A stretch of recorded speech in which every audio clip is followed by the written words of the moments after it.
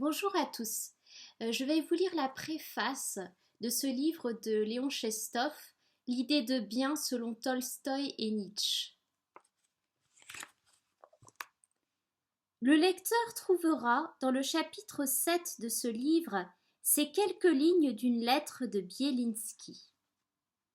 Admettons que j'arrive au plus haut degré de l'échelle de la culture, je ne cesserai pas, quoi qu'il en soit, de vous réclamer des comptes pour chacun de ceux que les conditions de l'existence, l'histoire, le hasard, la superstition, l'inquisition de Philippe II, etc., ont rendu victime.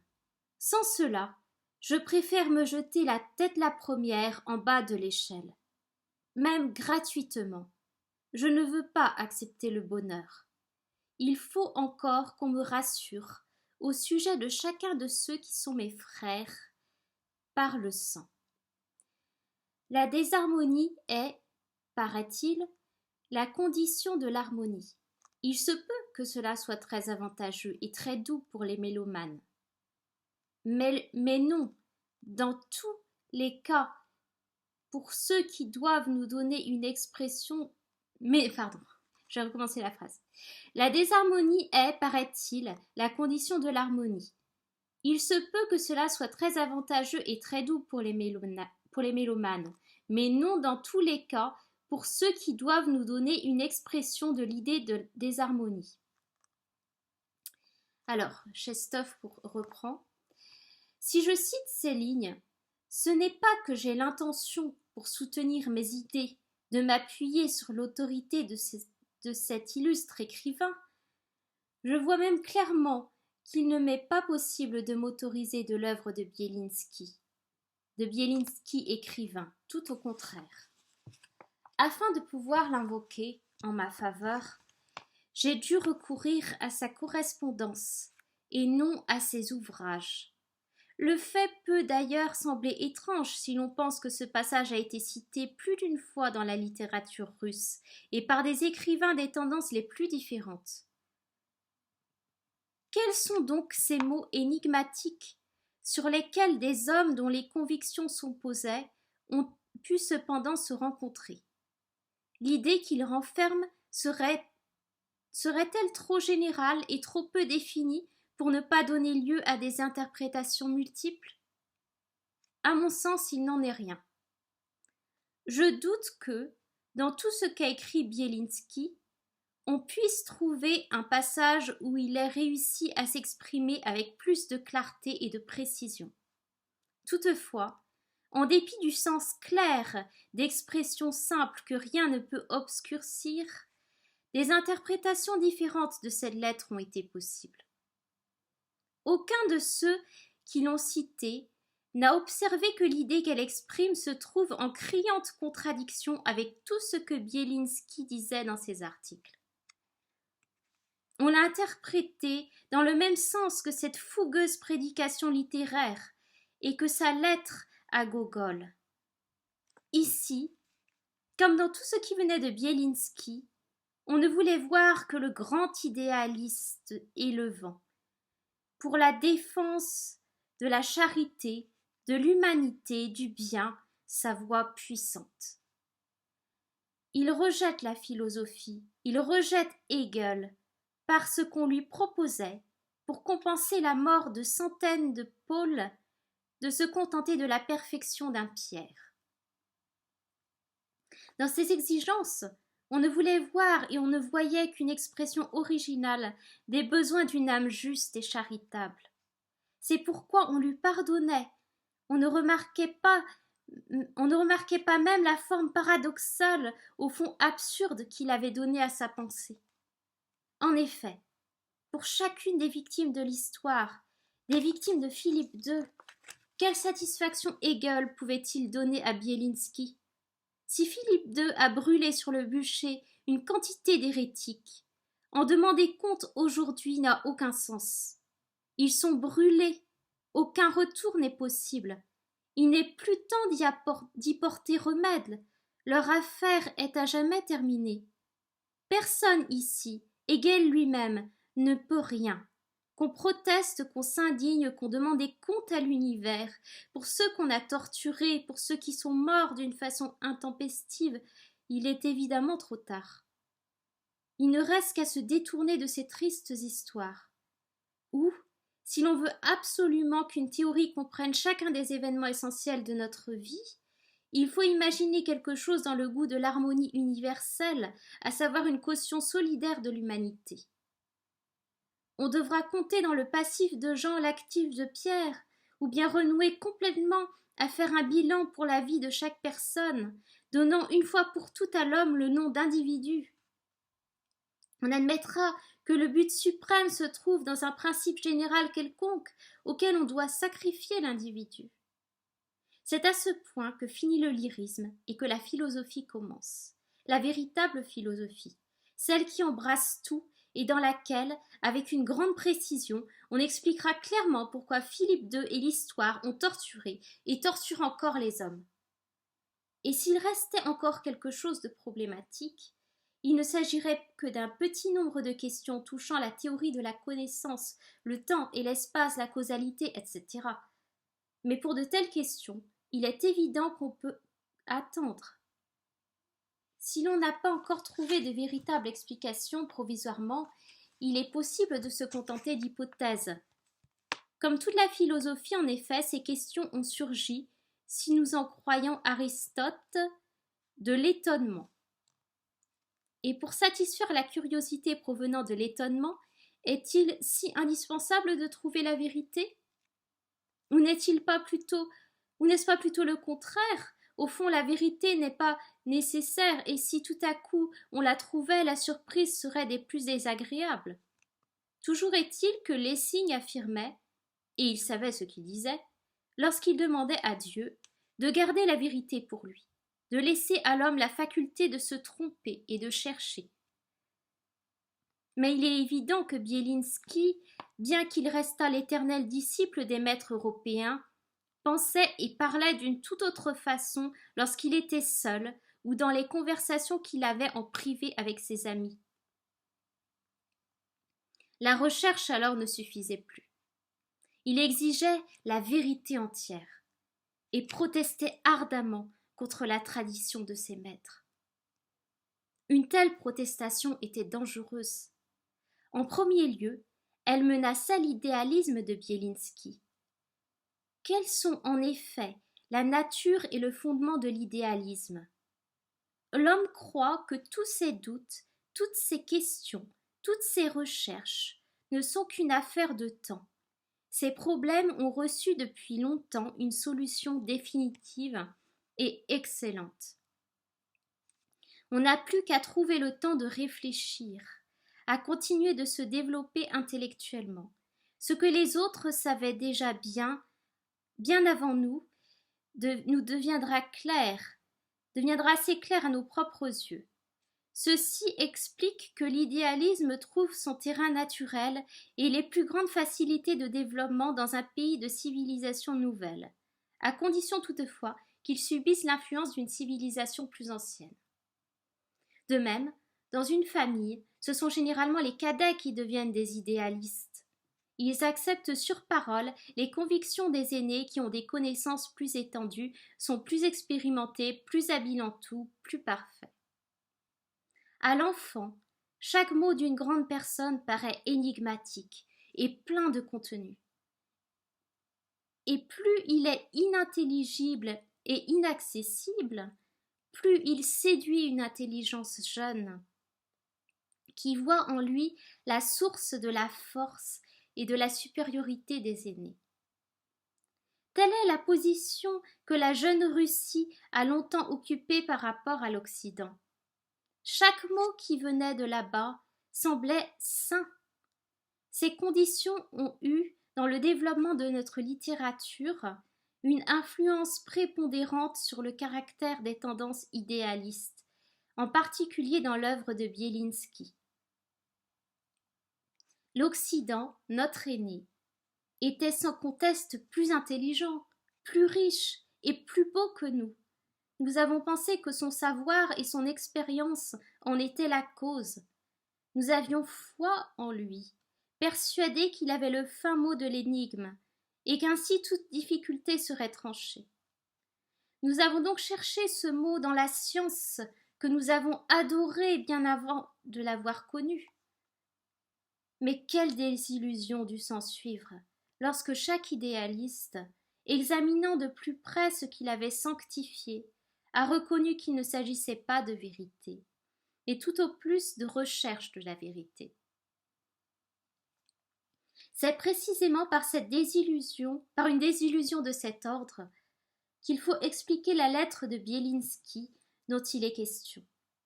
On comprend ainsi l'attitude qu'il a prise à l'égard de Hegel, ses exigences bizarres et sans portée. S'il avait lu cette lettre, Hegel aurait traité Bielinski de sauvage. Exiger de la philosophie qu'elle rende compte de chacune des victimes de l'histoire.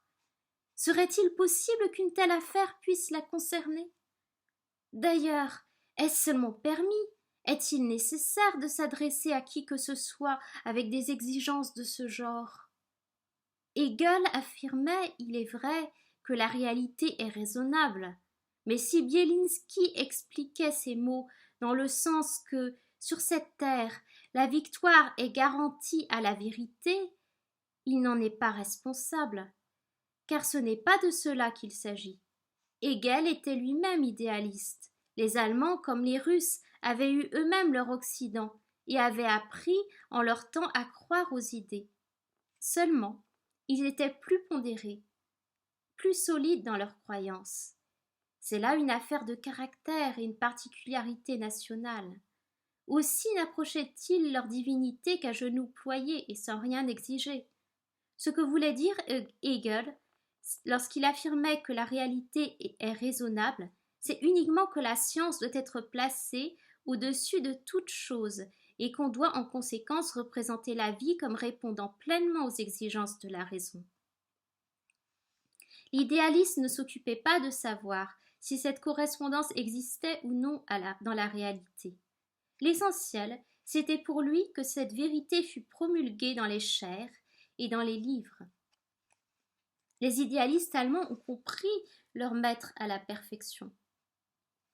Dans les arts, dans les sciences, même dans les sciences sociales et historiques, la réalité était travaillée d'une telle façon qu'elle rendait toujours témoignage à la gloire de la raison humaine, qui, en Allemagne, continue à se fonder avec orgueil sur ses a priori. L'idéalisme triomphait, il triomphe jusqu'à nos jours, dans ce pays surprenant. Or, Bielinski intervient tout à coup, exigeant qu'on lui rende compte de chacune des victimes de l'histoire, de chacune, entendez-vous. Il ne veut pas, fût-ce pour toutes les harmonies du monde, céder un seul de ces hommes ordinaires, simples, moyens, que l'histoire et les philosophes comptent par millions, les regardant comme la chair à canon du progrès.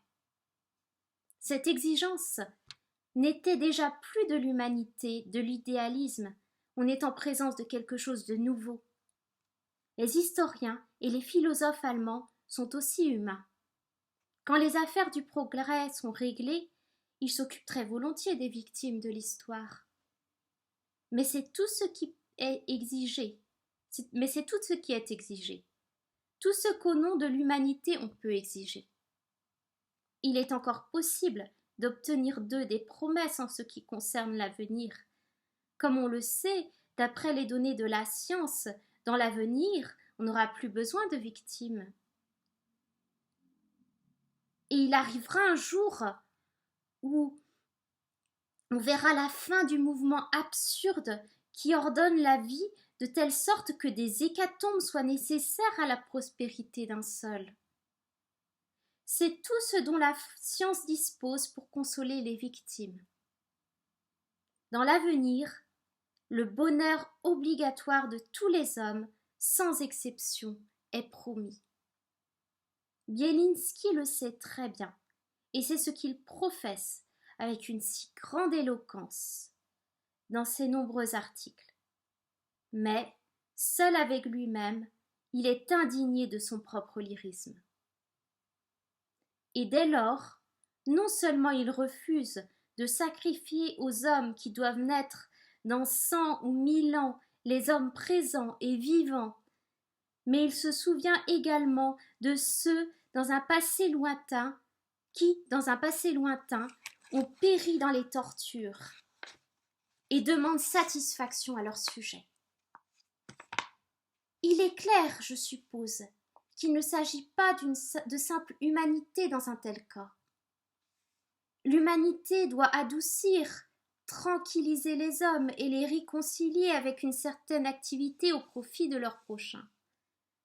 En un mot, l'humanité donne des réponses à des questions, alors que Bielinski interroge, et de telle façon que ces questions menacent de désemparer les idéalistes les plus croyants. Car s'il est permis d'interroger ainsi, probablement et même presque certainement, aucune réponse ne suivra. Du moins, faudra-t-il aller chercher la réponse dans les domaines que l'idéalisme redoute plus que le plus affreux désert. Dans ces domaines, la formule courante de l'idéaliste peut recevoir un sens contraire. Tout ce qui est réel et raisonnable ne devra pas être compris dans ce sens. Que la réalité doit être adoucie et parée jusqu'à ce que la raison la trouve organisée d'après ses lois. Mais bien ainsi, que la raison doit accepter de la réalité des a posteriori, en opposition avec les a priori dont on a parlé tout à l'heure. Que la raison doit accepter de la réalité des a posteriori à la place des anciens a priori. Et comprenez-vous bien où cela conduit? Si on ne peut trouver nulle part, si l'on ne peut trouver nulle trace d'humanité dans cette réalité, en d'autres termes, si on ne peut rendre personne responsable des victimes de Philippe II, la raison sera peut-être dans la nécessité de renoncer complètement à ses principes magnanimes et à avoir recours à une autre loi. Après tout, si la réalité est raisonnable, si on ne peut s'en départir ni la nier, s'il faut l'accepter et la vénérer, dans ce cas, ne doit-on pas aboutir au quiétisme? Or, ce nom seul effraie. Il a jusqu'à présent fait reculer devant diverses théories les hommes les plus courageux. Tout cela, le frénétique Vissarion ne le raconte pas à ses lecteurs.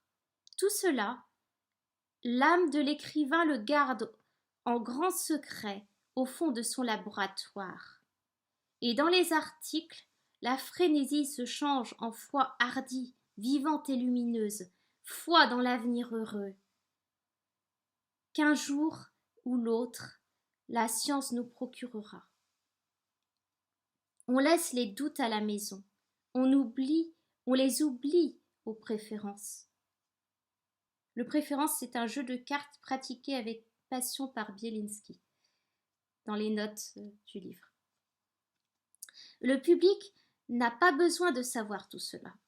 Il n'a pas besoin de savoir non plus que le maître écrit des articles d'un seul jet, presque dans un accès d'oubli de soi. Le public, en général, ne doit pas en savoir trop long. Il a besoin d'idéal, et celui qui veut le servir est obligé, quoi qu'il en coûte, de les lui fournir. Vieille histoire. L'écrivain est comme une tigresse blessée, revenue auprès de ses petits dans sa tanière.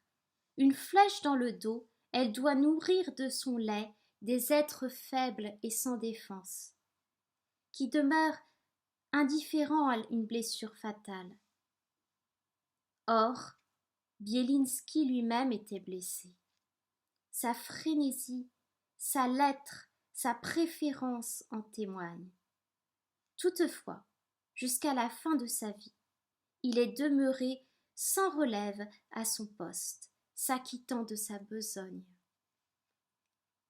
En Russie, le servage existait, non seulement dans le code, mais aussi bien dans les cœurs. Il y avait en Russie encore bien des choses du même genre. La Russie avait besoin d'un publiciste, d'un soldat. Bielinski n'avait pas le temps de quitter son poste. Il ne lui était pas loisible de penser à sa flèche. Et il était toujours prêt à lutter contre ceux qui ne lui venaient pas activement en aide. C'est dans ce sens que j'ai dit qu'il ne m'est pas possible de m'autoriser de l'œuvre de Bielinski écrivain. Tout au contraire. Mais chaque chose à son tour. La tactique de Bielinski serait peut-être aussi déplacée aujourd'hui qu'elle était légitime et indispensable de son temps. Garder le silence, taire ce qu'il taisait, ne serait nullement un exploit, mais un crime. Il est vrai que nous ne savons pas encore aujourd'hui si l'arbre de la science est aussi l'arbre de la vie. Mais nous n'avons plus le choix. Nous avons goûté aux fruits du premier, et maintenant, que nous le voulions ou non, nous sommes obligés de soulever le voile du mystère que Bielinski cachait avec tant de précaution. Et nous devons parler ouvertement de ces questions dont il n'osait parler qu'avec ses amis les plus intimes. Pour que vous puissiez mieux comprendre ce texte de Chestov, je vais vous lire la définition de l'idéalisme en philosophie selon la page de Wikipédia qui correspond. En philosophie, l'idéalisme est la position selon laquelle toute réalité se ramène à des déterminations de l'esprit, qu'il s'agisse d'idées, de représentations mentales ou de déterminations plus subjectives comme les expériences sensibles ou les sensations. Position théorique sur la nature du monde et de la connaissance. L'idéalisme philosophique ne doit pas être confondu avec l'aspiration à un idéal éthique concernant la société. Le terme même d'idéalisme commence à être déployé au milieu du XVIIIe siècle en un sens opposé à celui de matérialisme, puis à ceux de réalisme et d'empirisme. On distingue communément l'idéalisme ontologique ou métaphysique et l'idéalisme épistémologique. Le premier s'oppose au matérialisme qui affirme que seule la matière existe. Le second s'oppose au réalisme qui affirme que le monde a une existence indépendante de la représentation que nous en avons. Tandis que l'idéalisme ontologique recouvre historiquement l'idéalisme objectif pour lequel le monde objectif est de nature spirituelle, spiritualisme, ou intellectuel, intellectualisme, l'idéalisme épistémologique constitue l'une des thèses de l'idéalisme subjectif, pour lequel le monde est formé par nos représentations.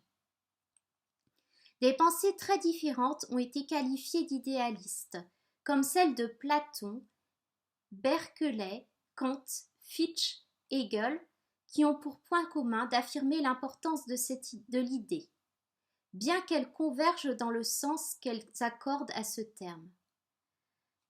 Leibniz, en Allemagne, est le premier philosophe au tout début du XVIIIe siècle à se réclamer de l'héritage de l'idéalisme, qu'il prétend dépasser.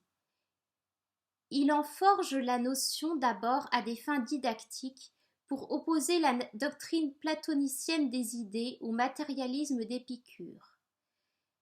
Mais ce n'est pas avant Kant que l'idéalisme s'affirme comme une position revendiquée.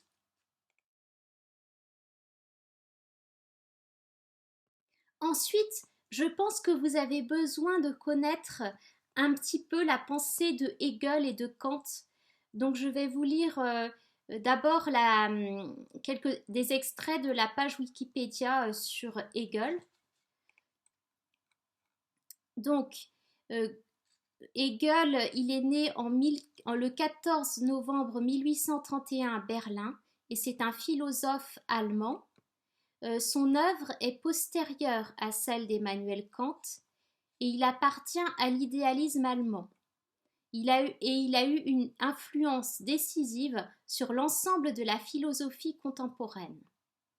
Hegel enseigne la philosophie sous la forme d'un système unissant tous les savoirs suivant une logique dialectique.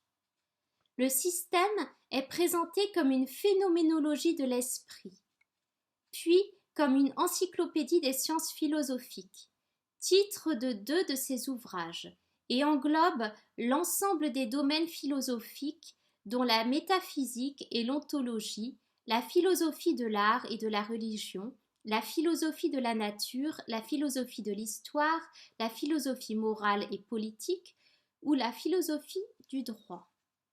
Alors, je vais lire brièvement les principes de sa philosophie. La philosophie de Hegel est une philosophie systématique et encyclopédique qui se développe à partir de l'idée logique. Son déploiement dialectique constitue la réalité et son devenir et son retour à soi dans la forme de la pensée, la seule qui soit vraiment adéquate à son contenu.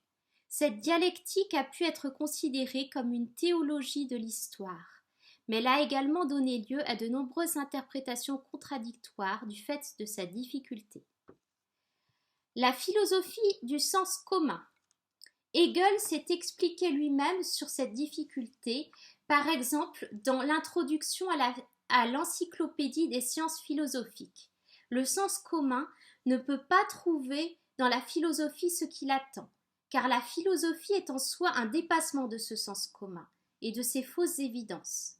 C'est que la philosophie, comme science, ne se contente pas de classer diverses représentations du réel. Il ne suffit pas non plus que ces représentations renvoient à des déterminations de pensée, comme celles qu'on trouve dans un droit encore non philosophique qui définit le contrat, le vol, la propriété, etc. La philosophie doit montrer comment, selon quelle nécessité rationnelle, l'esprit, en se réfléchissant lui-même, se détermine dans une série de moments nécessaires où il ne s'aliène pas, puisqu'il demeure le mouvement, la vie, le logos qui les anime et les engendre de l'intérieur. La pensée qui demeure à la certitude du sensible, de même que la philosophie classique d'entendement, peineront donc à comprendre la philosophie absolue. Alors, il y a un très grand passage sur la dialectique, je ne vais pas tout vous lire parce que c'est très long. Je vais lire juste le début. Cette philosophie est essentiellement déterminée par la notion de dialectique, qui est tout à la fois un concept, un principe d'intelligibilité et un moyen d'appréhender le mouvement réel qui gouverne les choses du monde. La pensée hegelienne est donc la compréhension de l'histoire de ce qu'il appelle l'idée, idée qui, après s'être extériorisée dans la nature, revient en elle-même en niant cette altérité pour s'intérioriser, s'approfondir, se réaliser dans des formes culturelles, suivant une hiérarchie formelle d'un contenu identique, art, religion, philosophie. D'un point de vue très général, c'est donc une pensée qui veut concilier les opposés qui apparaissent. Par la conciliation des philosophies de l'être et des philosophies du devenir. En effet, avec la dialectique, ces oppositions cessent d'être figées, puisque le mouvement d'une chose est d'être posé, puis de passer dans son contraire et ensuite de réconcilier ces deux états. Ainsi, l'être n'est pas le contraire du néant, l'être passe dans le néant de l'être, le néant dans l'être, et le devenir en est le résultat. Le néant, en tant que néant immédiat, égal à soi-même, est, de même, inversement, la même chose que l'être. La vérité de l'être ainsi que du néant est par suite l'unité des deux. Cette unité est le devenir. Ça vient de la science de la logique. Je vais lire rapidement ce que c'est que le système hegelien. Alors, étant donné cette dialectique de la totalité, c'est-à-dire le fait que la philosophie comprend la totalité du réel, Hegel entreprend en un système, le savoir de son temps, système où tous les concepts sont liés dans un ensemble organique. L'œuvre capitale de Hegel est, de ce point, l'encyclopédie des sciences philosophiques, dont le plan est l'architecture du système de la philosophie. Il est composé de 3 parties: la science de la logique, science de l'idée en soi et pour soi, dans l'élément abstrait de la pensée, la philosophie de la nature, science de l'idée dans ce qui constitue son devenir autre, la philosophie de l'esprit, science de l'idée retournant à soi. La phénoménologie de l'esprit est une première présentation du même système sous une forme introductive, du point de vue de la conscience et non du point de vue de l'idée. Puisque tous les aspects de la réalité sont, selon Hegel, l'expression d'un mouvement dialectique, on ne doit pas séparer les domaines d'étude. L'ensemble des chapitres de cet article n'est pas un découpage qui appartient à la pensée de Hegel. Donc ça c'est par rapport à l'article de Wikipédia. Ok. Donc Hegel définit la philosophie comme science qui rend compte d'elle-même, du sujet qu'il énonce, du processus historique où il prend place, et finalement de l'unité sujet-objet en tant que leur division. Autant que leur division. Bon, je ne vais pas lire tout cet article. En fait, ce qu'il faut comprendre, c'est que la philosophie de Hegel est très complexe et qu'elle cherche à expliquer toute la réalité dans un seul système.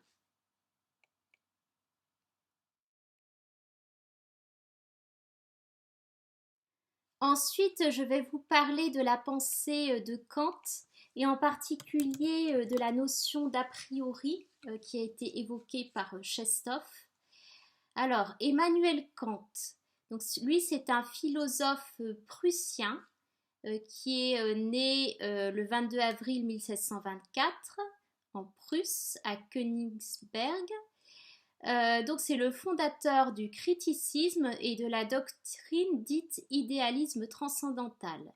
Grand penseur de l'Aufklärung, donc les Lumières allemandes, Kant a exercé une influence considérable sur l'idéalisme allemand, la philosophie analytique, la phénoménologie, la philosophie moderne et la pensée critique en général. Son œuvre considérable et diverse dans ses intérêts, mais centrée autour des 3 critiques, à savoir la critique de la raison pure, la critique de la raison pratique et la critique de la faculté de juger, fait ainsi l'objet d'appropriations et d'interprétations successives et divergentes. Je ne vais pas lire sa biographie. Au niveau de sa philosophie, qu'est-ce qui pourrait être intéressant pour vous de savoir ? Donc, il a une théorie de la connaissance. Donc, moi, c'est ce qui m'intéresse le plus personnellement dans la pensée de Kant. Et c'est ce qui, à mon avis, c'est ce dont parle principalement Chestov dans ses livres. Donc, le point de départ de la réflexion élaborée dans la critique de la raison pure est, de l'aveu même de Kant, le scepticisme empiriste de Hume qu'il a réveillé de son sommeil dogmatique. Hume a en effet construit une critique radicale des fondements de la métaphysique de Leibniz et de Wolff, dont Kant avait été un adepte. Alors, je vais aller plus loin parce que c'est vrai que cet article est très long et je ne veux pas que mon explication dure trop longtemps. Je veux passer à la limite de l'entendement, les limites de l'entendement humain, parce que c'est ça qui est vraiment important d'après moi dans la pensée de Kant. Alors, donc, Kant va établir une ligne de partage entre tout ce qui est accessible à la raison humaine et ce qui la dépasse, permettant ainsi de distinguer ce qui relève de la science d'une part et ce qui relève de la croyance, c'est-à-dire de la spéculation d'autre part. Tout énoncé prétendant formuler une vérité certaine sur Dieu est ainsi qualifié de dogmatique. le projet même d'une théologie rationnelle dans sa forme classique, qui passe par exemple par les preuves de l'existence de Dieu, est ainsi invalidé. Réciproquement, toute profession d'athéisme qui voudrait s'appuyer sur la science pour affirmer l'inexistence de Dieu est, elle aussi, renvoyée du côté de la simple croyance. Toutes ces questions, qui concernent les idées transcendantales, Dieu, l'âme et le monde, sont hors de portée de l'entendement humain. C'est pourquoi Kant écrit, dans sa préface à la seconde édition de la Critique de la raison pure, « J'ai limité le savoir pour laisser une place à la croyance. » Limiter les prétentions de la raison, telle est dans le fond la solution que veut apporter Kant à la crise de la métaphysique. Cette limitation n'est possible que par une critique complète de la raison par elle-même. Il faut entreprendre une critique de la raison par la raison. Voilà le sens véritable du titre « Critique de la raison pure ». Le terme de critique renvoie étymologiquement au grec ancien krinein, qui signifie juger une affaire au sens juridique. La raison organisera donc un procès de ses propres prétentions dogmatiques à connaître les objets situés par-delà l'expérience, appelés par Kant noumen, par opposition au phénomène.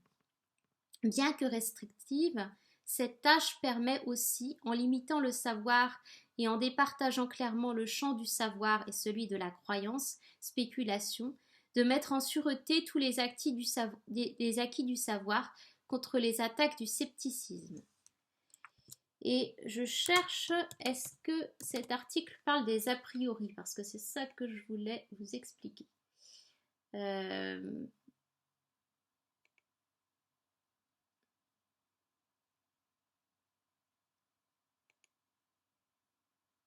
Alors, l'article ne donne pas une définition de ce qu'est un a priori, mais utilise ce concept dans un paragraphe sur l'espace et le temps.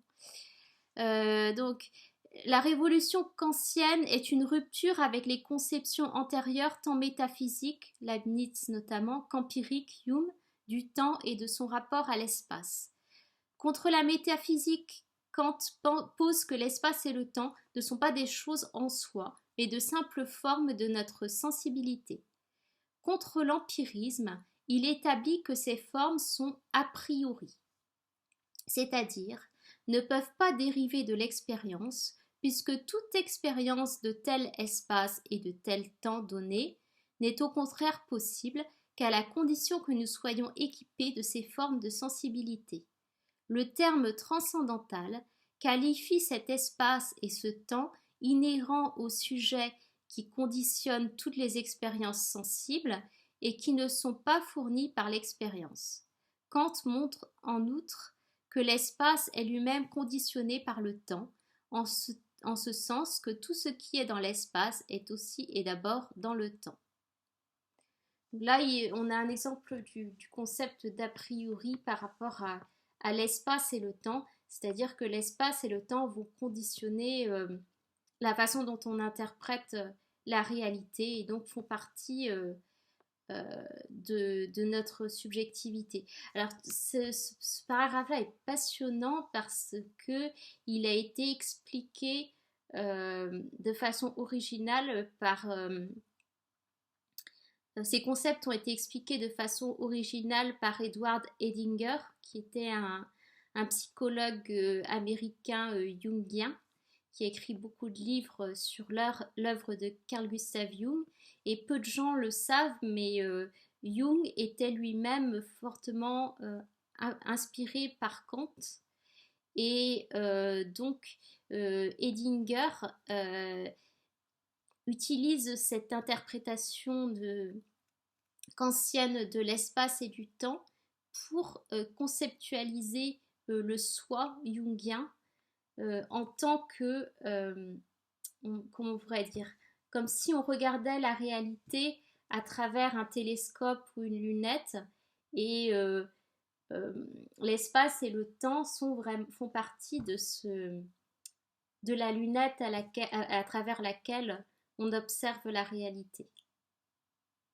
Et l'espace et le temps, dans la psychologie jungienne, forment une quaternité, c'est-à-dire qu'on a 3 dimensions d'espace, une dimension de temps, et quand on a une quaternité, quand on a des concepts qui viennent par 4, comme ça, en psychologie, dans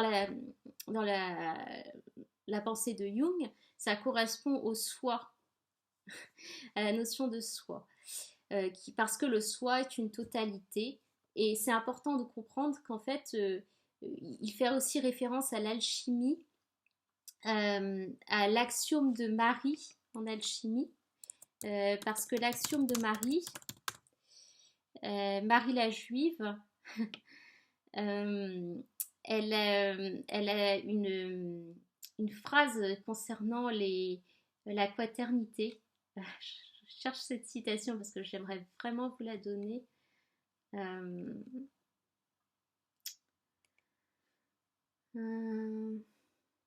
L'axiome de Marie, ça y est, j'ai trouvé. Donc c'est sur le site L'espace francophone jungien.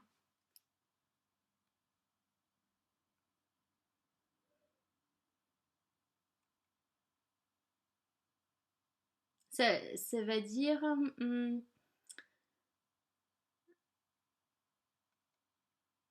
trois choses, une seule, reliées par l'intérieur. 3 plus 1 égale 4, d'où sort le 1. Donc, c'est presque une formule mathématique, mais ça veut dire que le 1, la totalité, est formée de 4, donc 3 éléments d'une nature, et le quatrième qui est d'une autre nature, et l'ensemble de ces 4 forme une unité. Donc c'est ça l'axiome de Marie, qui était Marie la Juive, qui était une alchimiste probablement.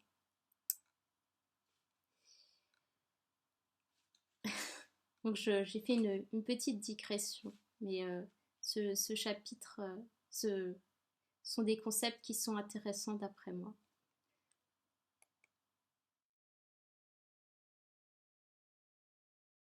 Donc pour en revenir au livre de Chestov, d'après moi, mon interprétation de cette préface, c'est que en fait, Bielinski, même s'il affirmait une foi dans le progrès social et dans le progrès lié à la science, même s'il affirmait ça dans ses écrits publics en tant qu'écrivain, pour ce qui était de ses discussions privées et de sa pensée dans son fort intérieur, il ne croyait pas tant que ça dans le progrès, et il sentait bien que le bonheur futur ne pouvait pas justifier les souffrances des individus présents et même du passé. Et donc il ne croyait pas vraiment en l'idéalisme de penseurs comme Hegel, parce que donc l'idéalisme, c'est croire que le monde est raisonnable, et ça, Bielinski ne pouvait pas, même s'il ses écrits en tant qu'écrivain étaient conformes à la doctrine idéaliste, il ne pouvait pas croire que la réalité était raisonnable.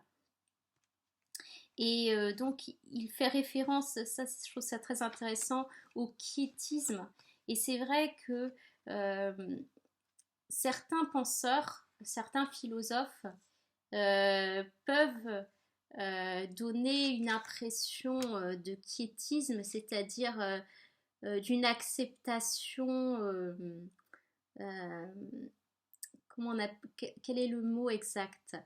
Il y a un mot auquel je pense et que j'aimerais utiliser, d'une acceptation de la réalité qui est sans critique, qui est d'une résignation, voilà. En fait, les idéalistes allemands comme Hegel euh, étaient dans une attitude de résignation face à la réalité, à la réalité, c'est-à-dire que euh, même si la réalité ne se conformait pas à tout leur beau système, ça ne, ce n'était pas un problème pour eux en fait. euh, et donc il a cette Chestov, j'aime bien la façon dont il prononce ça, je voudrais relire juste ce passage rapidement. Euh, la formule courante de l'idéalisme peut recevoir un sens contraire. Tout ce qui est réel et raisonnable, donc ça c'est la formule de l'idéalisme, ne devra pas être compris dans ce sens que la réalité doit être adoucie et parée jusqu'à ce que la raison la trouve organisée d'après ses lois, mais bien ainsi que la raison doit accepter la réalité des a posteriori à la place des anciens a priori. Donc, Chestov dit si on ne peut rendre personne responsable des victimes de Philippe II, la raison sera peut-être dans la nécessité de renoncer complètement à ses principes magnanimes et avoir recours à une autre loi. Si la réalité est raisonnable, s'il faut l'accepter et la vénérer, dans ce cas, ne doit-on pas aboutir au quiétisme? Donc, je vais essayer de rappeler si rapidement ce que c'est que la définition de quiétisme, parce que vous ne la connaissez peut-être pas. Le quiétisme, donc c'est une doctrine, c'est un concept religieux, c'est une doctrine qui fait consister la perfection chrétienne dans un état continuel d'union avec Dieu, où l'âme devient indifférente aux œuvres et même à son propre salut. Mais en fait, c'est un sens plus général du point de vue philosophique. J'essaie de vous trouver une définition un peu plus vaste qui pourrait correspondre à cette critique de Chestov.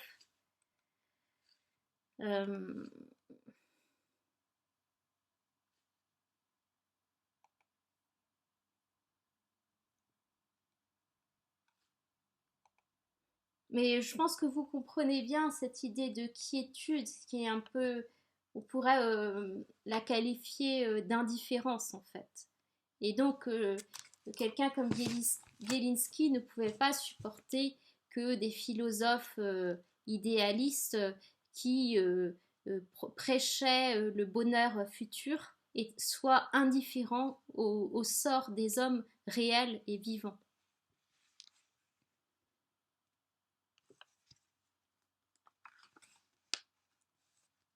Et donc, d'après moi, tout ce dont il est question dans ce livre, c'est vraiment la façon dont la réalité s'oppose au système philosophique. Et du point de vue moral, même si on peut justifier nos actes par l'obéissance à des principes moraux, euh, on ne pourra pas jamais sauter le sentiment de culpabilité parce qu'il y aura toujours des personnes qui vont souffrir. Euh, et même si on obéit à tous les principes moraux, on ne pourra pas ôter toute la souffrance du monde. Et même si euh, par la science et les progrès scientifiques, on arrive à améliorer l'état global des citoyens, des individus dans le monde, il y aura toujours des individus qui souffriront en fait. Et, euh, et même si on y arrivait, même s'il y avait un bonheur de tous à l'avenir, euh, en attendant, les personnes actuelles sont dans la souffrance. Mais aujourd'hui, euh, donc là, le livre de Chestov, c'est un livre du XXe siècle. J'essaie de trouver la date,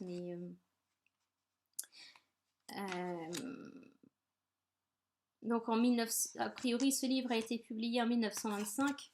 Il n'avait pas conscience du problème du changement climatique, mais aujourd'hui, dans le contexte actuel, la plupart des gens ne croient plus au progrès. Ils ne croient plus à un progrès social qui serait... Déjà, on a bien pris conscience que le progrès scientifique n'occasionne pas forcément un progrès social. Et en plus, le progrès scientifique, le progrès technique ne va pas pouvoir continuer à cause des limites naturelles. Et maintenant, on commence à prendre conscience de ça. Et donc, ça fait qu'aujourd'hui, faire des sacrifices au présent pour un avenir meilleur, c'est quelque chose qui ne fonctionne plus dans notre société d'aujourd'hui. Et les personnes de la génération Z, dont fait partie Greta Thunberg, ne peuvent pas accepter une telle façon de voir les choses. Donc aujourd'hui, cette critique de Chestov par l'intermédiaire de Bielinski, elle est d'autant plus... elle est en fait très actuelle et elle est plus vraie aujourd'hui qu'elle ne l'était à l'époque de Chestov.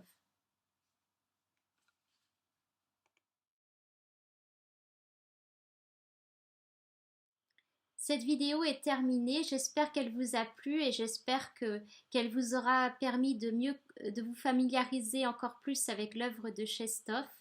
J'ai très hâte de partager avec vous d'autres textes qui m'ont passionnée également, autant que celui-ci. À bientôt pour de prochaines vidéos.